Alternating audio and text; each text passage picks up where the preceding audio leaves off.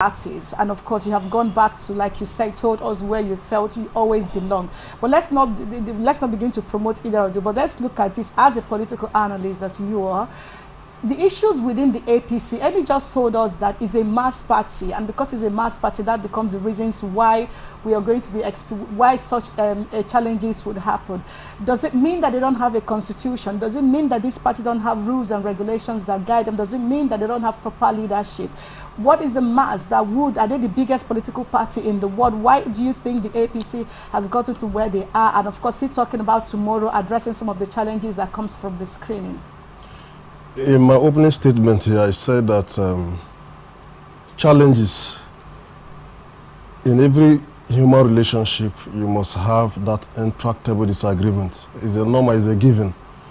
So it is not a case of APC not having a constitution or not having a leader, but it's as a result of people having interests, diverse interests clashing together.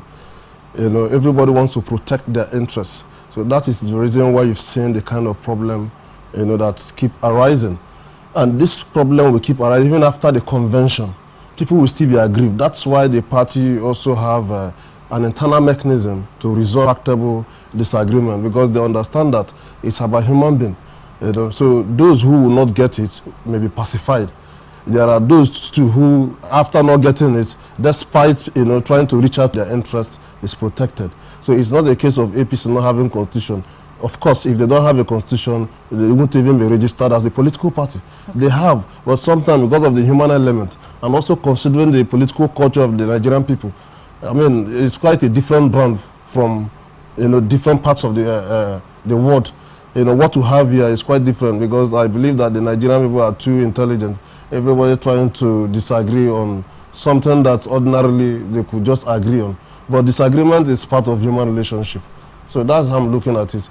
At some point, I believe they will resolve whatever issue they have. People will still be aggrieved. Those people will leave. Those who will not be pacified enough will leave.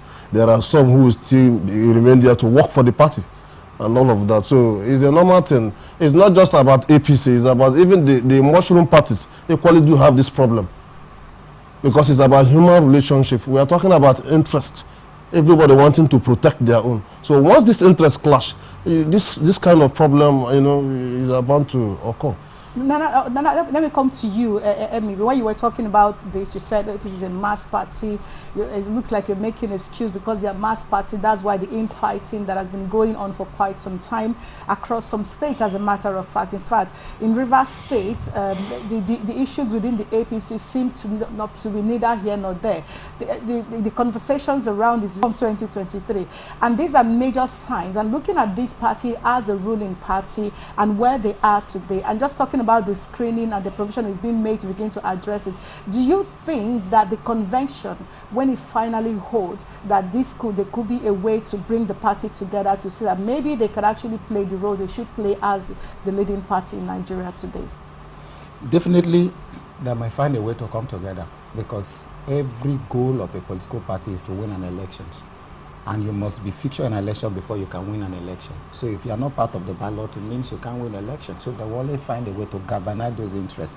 But the thing is, whether the convention is successful to an extent that many persons might expect, has it changed, or will it change the character of the Nigerian politician? A Nigerian politician, in fact, generally, not just politicians, we in Nigeria, we look so deviant in our behavior. We don't respect law. We don't want to be controlled. We pretend to, you know, to adhere to rules, but by our actions, it tells otherwise. If not, if a political party comes together, there must be a general interest. That is why it is an association. And in every association, there must be a rule that guides character, that guides decisions, that guides every role. It's not left for the people to submit themselves to that rule. That is how people move. That is how people drive. But in the context of the Nigeria state, if everybody say this is the rule, some persons will be looking for a means to boycott that rule. This is the problem with various political parties. Human association, yes, there must be disagreement. But to what extent should that disagreement manifest? when you subscribe to a member to be member of any association, whether a political party or trade, and never to work in contrary to that one. But in the case of the Nigeria state, they don't submit themselves to that rule. They don't look like members who agreed to be party to that association. They behave as people who were forced at a gunpoint. That is why you see this crisis and all that. And politicians will only give one excuse. That is a human association and we must disagree. But the kind of disagreement is questionable. We have political party. In fact, we are copy-paste. People who form political party and show the part of democracy, are they doing it the way we are doing? The answer is no. So in APC in Rivers State, it's the same thing that is manifesting. The winner takes it all because it is my interest, not our interest. So I want to take it all. Then those who are outside, they will also want to be there to take it all. So you take it all, I want to take it all. So we fight ourselves. Rather than thinking of the party take it and we share to cover everybody's interest. It is not like that. That is why you see some people are fighting in Rivers State today and they don't want to give up. Because they are suspecting the next person. If this person wins and take over the structure, he will take it all. So I won't let that to be. So I will fight. Rather, we just destroy it and let us be out of the ballot like the way it happened in 2019. Now, which is a very critical issue here in Rivers State, Nigeria, how the role, the absence of opposition has made it look like it's just a one-man have it all in Rivers State. But looking at that, and of course across the nation, as a matter of fact, what are some of the issues? Because one of the things we saw in the narration is that, by Monday being tomorrow, issues that came out of the aspirant screening will be addressed afterwards. What are some of these issues you think that may crop up, like we've been looking at? I mean, these are issues that are common in human relationships, especially in political parties. What are some of these issues that you think that may crop up, and what are we to expect when it comes to resolving these issues? What are Nigerians to expect, I beg your pardon? Well, my colleague just said something here about the political culture of the Nigerian state. It is not as a result of lack of laws, good laws. It's about our attitude. I want to say that effectively, if they are working effectively, then it doesn't necessarily matter who is involved.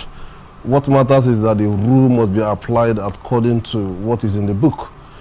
But unfortunately, men are stronger than the institutions. So my experience about politics in Nigeria is sometimes the law, the legal angle of it does not really resolve anything. It's about winner takes it all, and that is why we have a lot of problems, not just in APC, even in the PDP and even in the mushroom parties. Our attitude as a people is about winner takes it all. The moment I get it, it's for me and my preferred people. Those who are against me will not get anything. So I think one of the ways to resolving this issue is where it will be a win-win situation. Call all parties. Like my colleague said here, the primary purpose of political parties is to win elections. This infighting, intractable disagreement will definitely polarize the party and make them weak. And once you're weak, you cannot really present a good opposition to the ruling party. It will give the ruling party, an access to winning again. So for me, one of the ways to resolving these issues is for all this and that. I am the most qualified or most suitable, given this and that, to run for this election. Once we get it, this and this will be part of you and all of that. It's a win-win. Share the spoils of a war. And I believe with that, there will be some kind of understanding. Because the whole essence of this thing is about grabbing power. That is the first port of call for politicians. It's about grabbing power. Power is more important to them. So if the man is not there to exercise that power, it means that he has lost that completely for him and his supporters. What is the issue? What do you want? We discuss, take this and leave it. You must be give and take. You must give something, you must compromise something for you to be able to get something. So I think that's the way to resolve this issue. Because without that, even sorry to say, the law let me not say the law profession, people going to court on pre-election matters and even after election matters and all of that has not really helped Nigeria. I must say that because the judges and the legal profession itself has not really helped situations. It is not the case of, it's no longer the case of, last hope of the common man. A whole lot keep happening there. You see things that are so clear, but the law itself is not that strong enough. These people look at loopholes here and there to be able to do things that will make you cringe as an ordinary person. So I think that the best way to resolving these problems is just for, participants, those people involved to come together, sit down in a room, discuss, please, let this go, take this and all of that. And before you know it, they will come together as a party and put up a formidable opposition. All right, thank you very much, George. Now, Emmy, the issue of interest, we all know that politics is a game of play when it comes to the society that they are supposed to be leading. But again, we cannot exhaust that conversation. Let me quickly get you to our next lineup for Open Air Sunday this morning, and that is looking at the APC, still on APC. Like I said, it's all about APC this morning, APC chairmanship. Now, this is another developing issue. Al-Makura, Akume, Yari, Mustafa vowed to fight on Adamu. 6 other aspirants return nomination forms. Court vacate order stopping ruling party's convention. Akpanu Doedehe says he remained APC National Secretary. Reconciliation efforts ongoing. 5 of the aspirants for the national chairmanship of the All Progressive Congress, APC, may have dropped out of the race, now leaving the field for a tight contest by 7 top members of the party. Now, only the 7 members met yesterday's deadline for submission of their nomination forms.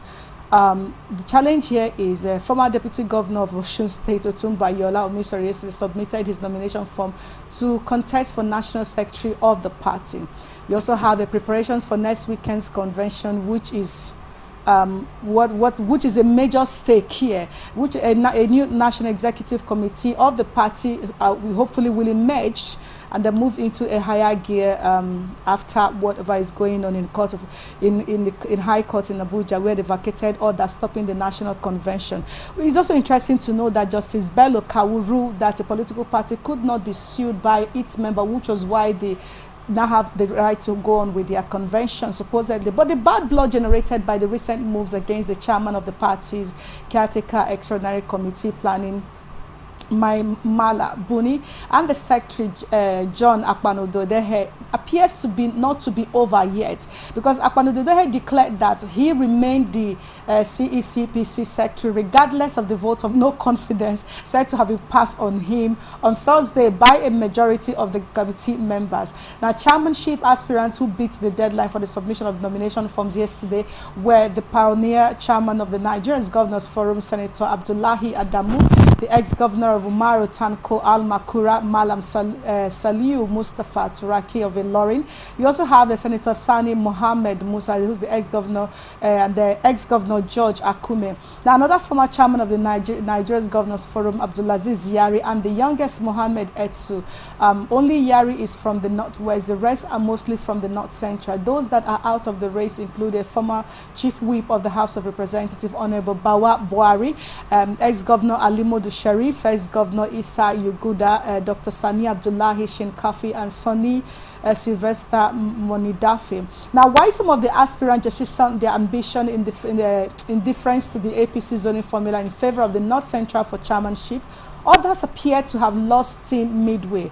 A reliable party source said that all the aspirants are jostling to earn the confidence and endorsements of President Muhammad Buhari. Now, gentlemen, this is very critical. Now, what has buoyed their confidence is the discordant tunes from London. They believe it is still an open race based on the extent of influence they have wielded through their godfathers, allies, and associates.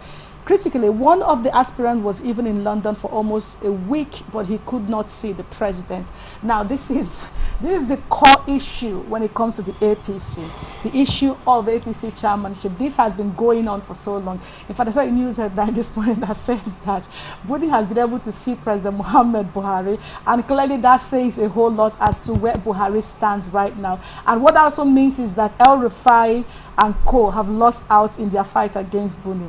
Let me start with you, Emmy. George, I'm coming to you after now. Okay. The issue of HPC chairmanship, Emmy Fiehaga, has been raging for so long. It's become actually embarrassing to some quarters as to how this has been handled. Why, well, like you said, the biggest political party with the biggest, highest mass could not come together to put themselves together to actually see that, you know, the issue of the chairmanship gets resolved.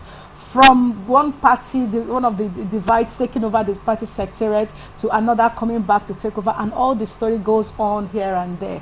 What is your take when it comes to APC chairmanship, national chairmanship? First, APC need to use their tongue to count their teeth. What does that mean?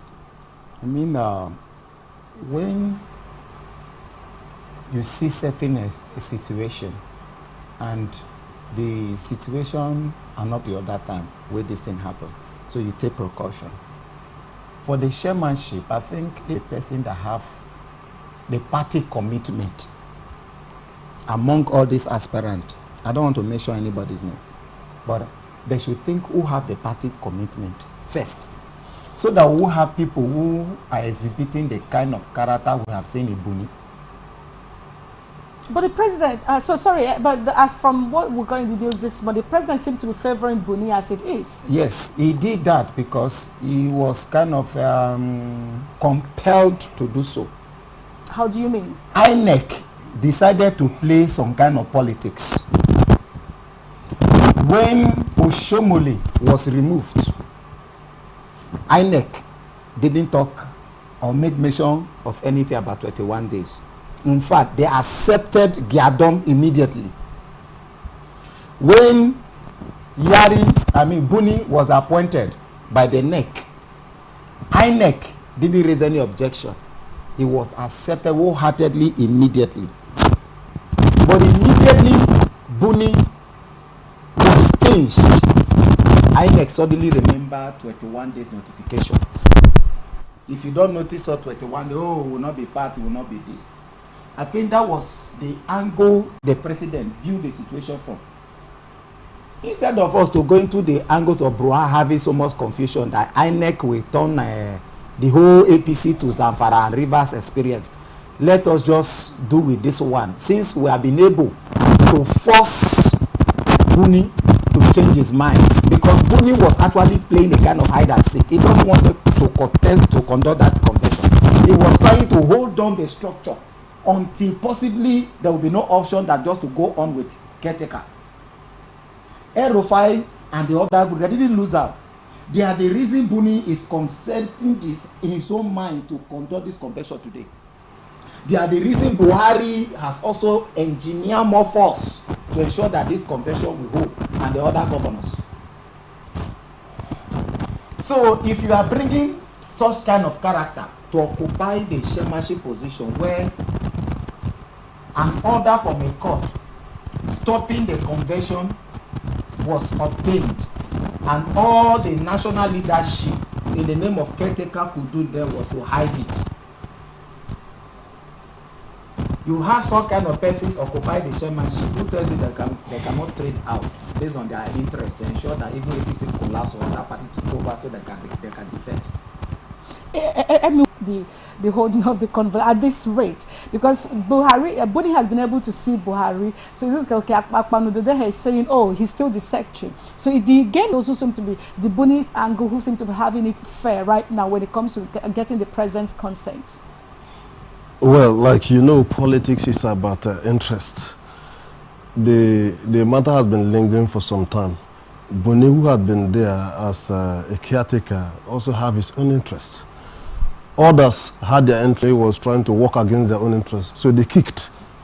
And we all knew what happened. But along the line, like my colleague said, INEC now waded into the matter and decided to bring, part of the law and all of that. Buhari, knowing that he wouldn't want a repeat of it, had no option. But the essence is for the convention to go on so that they have a substantive chairman of the party. Now, even the names you mentioned here, all of them are all angling to becoming the chairman of the party. It's normal in politics.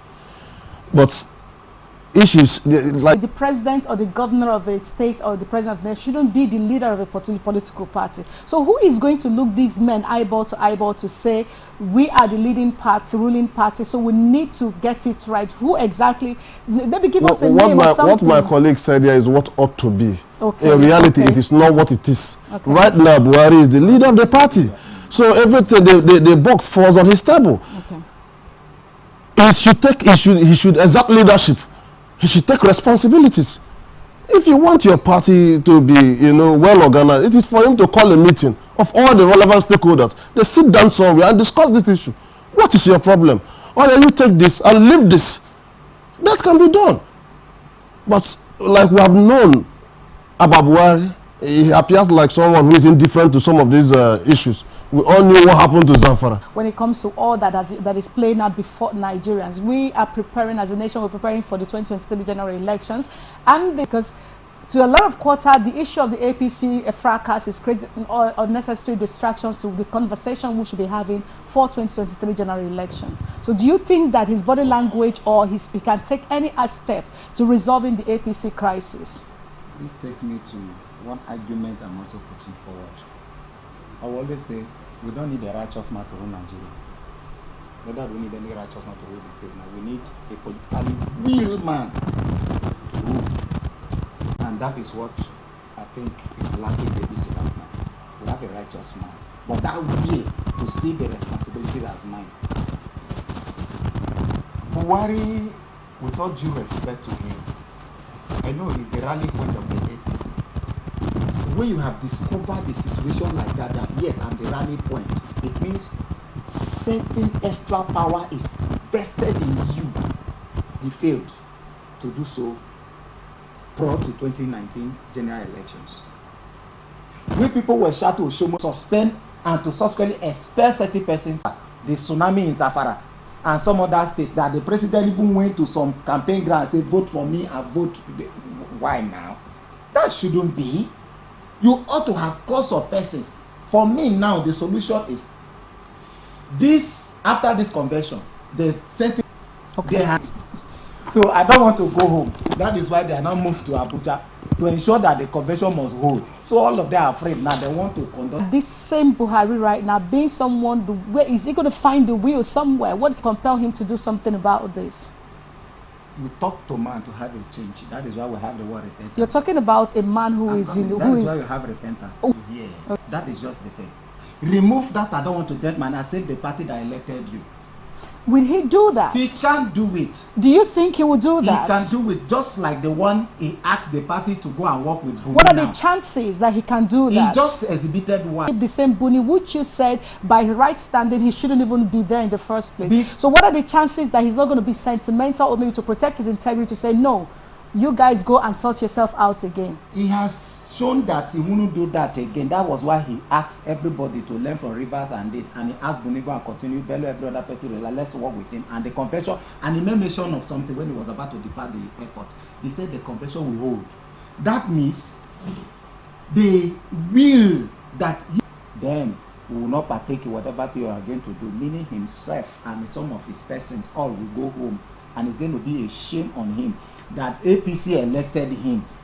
After him, as he was leaving, he left with APC. That is a very bad history. And the man quickly said, I've had you. You were running. I never want to conduct the convention. So now you are going to conduct the convention, and you sign the paper. And every other person, convention 26 March, hold. Let's go home and go and conduct the convention. All right, George. 26th of March is just a few days away. Today is the 20th, and they'll have about 6 days to go. They are still on their screening as we speak, going on right now in Abuja. Why the factions still exist? Why he has given power to the Buni camp, supposedly to say, okay, let them be, so they can have a successful convention. While the screening is going on, and hopefully that something comes out of the convention. What are the chances of the APT, with the way they have been carrying on, to actually retain power come 2023? I want to believe that at the end of the day, the party will use a political solution to resolve the issue. The president, like my colleague said, would not allow this opportunity to slip by. if they get their convention right 6 days from now, it means that although the convention will not be completely without challenges, even after the convention, there will be the aggrieved party, the kicking and all of that. I believe that after then, the party will set up a kind of reconciliation committee that will look into some of the issues that arose as a result. So once they are able to resolve their problem, it's a large party. The likelihood of them winning is like 50%. That one is a given. So the most important thing is to get the convention right 6 days from now. And from the body language of Buhari, he suddenly has realized himself that he wouldn't want what happened to some of the states prior to 2019 election to repeat itself. So for that reason, he had decided to say, okay, let's allow the Boni-led school to be able to conduct this. Whoever is, I believe, for me, it's about using political solution to resolving the issue. There's no time to begin to go to court or who is wrong or who is right. Please come, let's finish this matter. Because if it passes now, it will be a problem. We are talking about just 6 days to. Like he said, the governors are in Abuja. They will be holding series of meetings upon meetings on how to agree on some of these things. So the party, to answer your question, is a big party, is a national party, the party that is currently running the affairs of the country. They have people, they have things, processes and all of that. So if they are able to get their convention right on 26, then the likelihood of winning the election is 50%. Now, George, you just gave them 50%. Yeah, 50. 50%. I mean, I don't know if you think that's a fair estimation because you said they are a party with the mass. But looking at the party with the mass, and let me reverse the question now. The PDP has its own crisis that has been brewing for some time. Now, why a lot of people see Nyesom Wike as being overbearing in his approach to the issues that concerns the PDP. What are the chances, again, to the question I asked him, of the PDP, taking the seat from the APC come 2023? I'm a realist, though I follow ideas as well, but when I look at situation, I will just tell you the black and white on it. PDP ought to be the alternative party, but as it stands, I don't see them as well. I have my reasons. Now look at it. The overbearing influence of certain person like you mentioned,